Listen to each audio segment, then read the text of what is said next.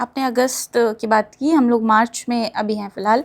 हाँ। आने वाला है मार्च, हम लोग फरवरी में ये एपिसोड शूट कर रहे हैं। तो अगर हम देखें तो ज़बरदस्त उथल पुथल मचा हुआ है और अमेरिका और ईरान के भी कुछ क्लैशेस चल रहे हैं। बहुत लड़ाई तो हम नहीं कह सकते कि अभी हो रही है, युद्ध तो अभी नहीं है, लेकिन सिचुएशन ऐसी बन रही है कि युद्ध की तरफ जा रहे हो। और अभी बहुत सारी चीज़ें, जैसे ही 2026 शुरू हुआ हमने बहुत सारी चीज़ें देखी।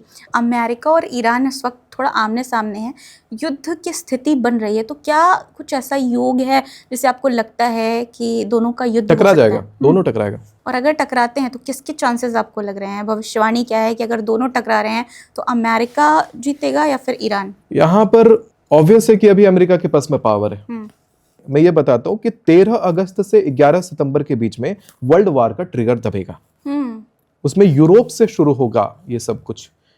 यूरोप में कुछ कंट्रीज आपस में टकराने लग जाएंगी और वो टकराव जो है बहुराष्ट्रीय संग्राम में बदल जाएगा।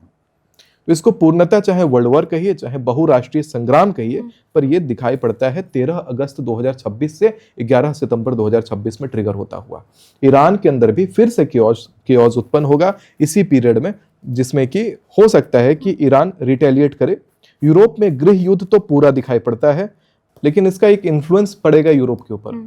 और यूरोप में जो मैंने बोला, एक डेट जो मैंने बताया अक्टूबर सितंबर के महीने में, वो यूरोप में जो ट्रिगर दबेगा वर्ल्ड वॉर का, वो ईरान से कनेक्टेड रहेगा। ईरान से उसका बहुत गहरा कनेक्शन रहेगा। ईरान के साथ, क्योंकि रूस हम मान सकते हैं, चीन जो है वो अमेरिका के साथ है। और चीन का हमारे साथ बहुत अच्छे रिश्ते नहीं है।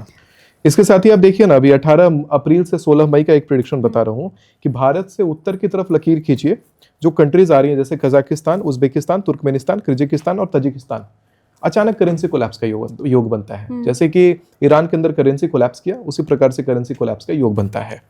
फिर आप देखेंगे कि पाकिस्तान में महंगाई बहुत बढ़ जाएगी। मतलब ये जो न्यूज आता था ना पहले कि तो पाकिस्तान में आटा महंगा हो गया है, तो सिमिलरली 18 अप्रैल से 16 मई के बीच में एक बड़ा न्यूज आएगा। पाकिस्तान के मीम्स बनने लग जाएंगे, अचानक वहां की महंगाई के ऊपर मीम्स बनने लग जाएंगे।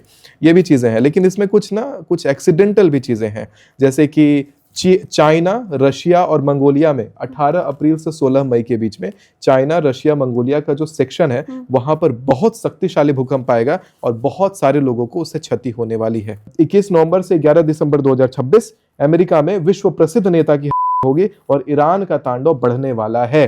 ये प्रेडिक्शन है 2026 के जो मेजर बड़े इंसिडेंट्स होने वाले हैं, उसके बारे में मैंने आपको आगाह किया ज्योतिषीय गणना के आधार पर। मध्य पूर्व में अगर देखा जाए, मिडिल ईस्ट में, तो काफ़ी संघर्ष देखने को मिल रहा है। स्थिति थोड़ी गड़बड़ चल रही है। जैसे यूएसए, ईरान है, दोनों के बीच तनाव गंभीर है, ठीक है। और सैन्य तैयारियां देखने को मिल रही हैं, चेतावनियां दी जा रही हैं बहुत सारी। हालांकि अभी लड़ाई वाली सिचुएशन नहीं आई है, लेकिन कूटनीतिक दबाव है एक तरह से कहा जाए।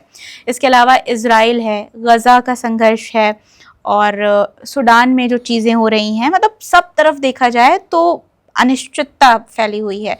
हर तरफ लड़ाई झगड़ा फैला हुआ है। चीन की बात की जाए, अगर चीन और रूस सीधे युद्ध में तो नहीं है, लेकिन इनडायरेक्टली एक तरह से कहा जाए तो भूमिका निभा रहे हैं, बातचीत के जरिए, बहुत सारी चीज़ों के जरिए। तो ये जो देख रहे हैं हम कि कहीं ना कहीं मिडिल ईस्ट के सारे देश और अमेरिका भी इन्वॉल्व हो रहा है अब, जो खुद को शांति का दूत बताता था। तो क्या हम इसको वर्ल्ड वॉर 3 की स्थिति मान सकते हैं ज्योतिष के हिसाब से? क्या ग्रह दशा कुछ ऐसी बन रही है? देखिए, ज्योतिष के ग्रह के हिसाब से तनावपूर्ण स्थितियां चलेंगी, कलह चलेंगे, लड़ाइयां भी चलेंगी, बट वर्ल्ड वॉर 3 नहीं दिखता। अभी नहीं दिखता। कब तक दिखता है? जैसे बहुत ऐसे ज्योतिषी कहते हैं कि 2023 से कहा जा रहा है कि 2023 से 2023 से 36 के बीच में होना ही होना है। 36 मुझे 28-29 के बाद ही दिखता है, अभी नहीं दिखता वर्ल्ड वॉर। और अगर वर्ल्ड वॉर होता है तो क्या लगता है आपको कि कौन कौन से देश हैं? जैसे भारत की कुंडली, अब कुंडली से हम देख सकते हैं आगे की भी बहुत सारी चीज़ें। तो अगर वर्ल्ड वॉर होती है तो वहाँ पे आप भारत को किस स्टेज में देखते हैं, किस सिचुएशन में देखते हैं? आने वाले टाइम पे भारत एक बहुत अच्छा उभर के आएगा, ये कंफर्म्ड है। वर्ल्ड वॉर 3 में क्या बर्बादी के चांसेस तो नहीं है? देखिए, वॉर होगी तो बर्बादी तो सबकी होगी, बिल्कुल। कोई ऐसा कोई भी नहीं है जो ना बचे, बट लेकिन उसके बाद उभरेगी जरूर। इंडिया का ऐसा नहीं दिखता कि खराब हो जाएगा। हाँ, जो अगर वॉर होता है तो नुकसान तो दोनों तरफ से झेलना ही पड़ेगा। अब क्या बड़े युद्ध हम देख रहे हैं 2024? हाँ, बड़े होंगे और युद्ध तो अवश्य होगा। यूरोप को लेकर भी एक भविष्यवाणी की गई है। एक ब्राजील के एक भविष्यकर्ता हैं, एथोस नाम है उनका, जिन्होंने ये बोला कि यूरोप में बहुत कुछ अंधकार हो जाएगा, ब्लैकआउट होगा 2026 में यूरोप में। तो वो क्या कहना चाहते हैं? क्योंकि अभी जो सिचुएशन अगर हम देखें जो बन रही है रूस और यूक्रेन के बीच, तो वाकई ये इशारा कर रही है इस तरफ, क्योंकि बार बार यूक्रेन जो है वो रूस जो है वो ये बोल रहा है कि अगर जो हमारी चीजों को आपने जब्त किया है उससे मतलब मदद की आपने रूस की, तो खामियाजा भुगतना पड़ेगा। तो क्या आपको लगता है कि युद्ध अभी शांत नहीं होने वाला और ज्यादा प्रलय आएगा यूरोप में? यूक्रेन के डोनेट्स्क प्रोविंस में लाइमन नाम का एक सिटी है, वहां पर आप देखोगे कि ड्रोन वॉरफेयर के कारण जो ऑप्टिक फाइबर्स हैं उसका एक पूरा नेटवर्क सा बिछ गया वहां पे। वहां के आसमान को ऐसा बिल्कुल पूरे सिटी को ऑप्टिक फाइबर ने ढक लिया है और वहां पे सूरज का प्रकाश भी प्रॉपर पहुंच नहीं पा रहा। मतलब ये ड्रोन वॉरफेयर का इतना बड़ा रिजल्ट है। ये जो अंधकार छाने वाली बात की गई है वो कुछ शहरों में इसी ड्रोन वारफायर को चिन्हित करते हुए बताया गया है, क्योंकि ड्रोन्स को आजकल इमोबिलाइज कर दिया जाता है टेक्नोलॉजी यूज करके, EMPs यूज करके, यानी इलेक्ट्रोमैग्नेटिक पल्सेस का यूज करके ड्रोन इमोबिलाइज हो जाते हैं। लेकिन ऑप्टिकल फाइबर होने के कारण ड्रोन आराम से ट्रैवल करके एक जगह से दूसरी जगह अपने टारगेट पे जाके सीधा अटैक करते हैं। तो उनका जो ऑप्टिकल फाइबर है उसका पूरा नेटवर्क बनने से वहां पर ये इम्बैलेंस उत्पन्न हो रहा है लाइट का, शहर में प्रॉपर लाइट नहीं पहुंच रही। और इस प्रकार से केवल लाइमन नहीं है, कई सारे और यूक्रेनियन शहर हैं जहां पे ये चीज देखने को मिली है। हालांकि अब ये जो वॉर है ये और विध्वंसक रूप लेता हुआ दिखाई पड़ता है।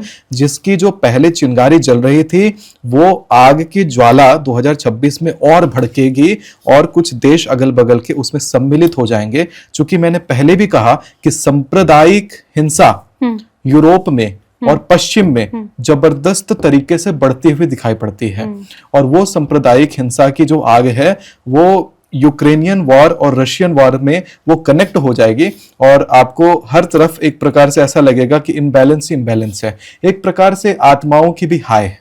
वो क्या है कि अभी सूडान में आप देखोगे तो मैसिव जेनोसाइड चल रहा है, जैसा हिटलर ने किया था उससे भी खराब जेनोसाइड चल रहा है। लोगों को बीच बीच से फाड़ करके अलग कर दे रहे हैं। तो इतना गंदा जेनोसाइड चल रहा है।